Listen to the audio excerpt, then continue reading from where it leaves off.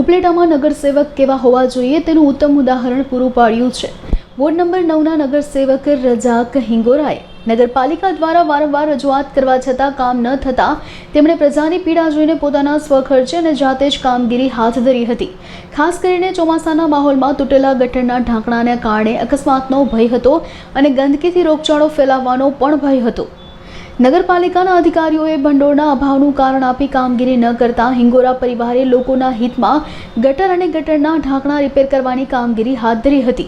આ પહેલા પણ આ પરિવારે પોતાના વોર્ડના 400થી વધુ ઘરોમાં સ્વખર્ચે પાણીની સુવિધા પૂરી પાડી હતી. નગરપાલિકાના ઠાગા ઠૈયા વચ્ચે રજાક હિંગોરાની આ પહેલ ખરેખર પ્રશંસનીય અને અન્ય નગરસેવકો માટે પણ પ્રેરણારૂપ છે. રજાક ઓસમાણ હિંગોરા ઉર્ફે બાવલો, વોર્ડ નંબર 9નો માજી સુધરે સભ્યો. ચાલુ ટમ્પના મારા દીકરાની પત્ની સુધરે સભ્યો છે રેશમા હિંગોરા.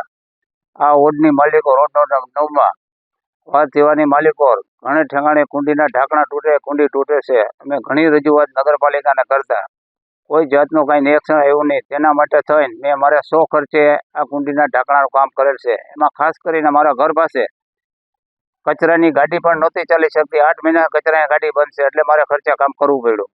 અગાઉ પણ મેં મારે 100 ખર્ચે ધોરેજી ઝાપેથી મીઠા પાણીનું, ભૂગર્ભનું, ગટરનું પાણીનો નિકાલ કરેલ છે. બીજું, મરકસના ઓછામાં 13થી 14 બોર ચાલુ છે. તેની માલિકો મેં મારા 100 ખર્ચે કામ કરેલ છે. ઘરે ઘરે પાણીના નળ આપેલ છે. બોર મને મરકસો કરવી દીધા. બાકી બોર માથે મોટરું બગડી જાય, 100 ખર્ચે નાખું છું. પાણીના ટાંકા ચડાવે છે. ઘરે ઘરે પાણીના નળ પણ આપ્યા છે. શું કામ અમને એક ઘરની માલિકો 4 સુધરે સભ્યને જીતા છે. પબ્લિકનો હક છે, કામ કર્યું છે ને હજી કરતો જ રહીશ.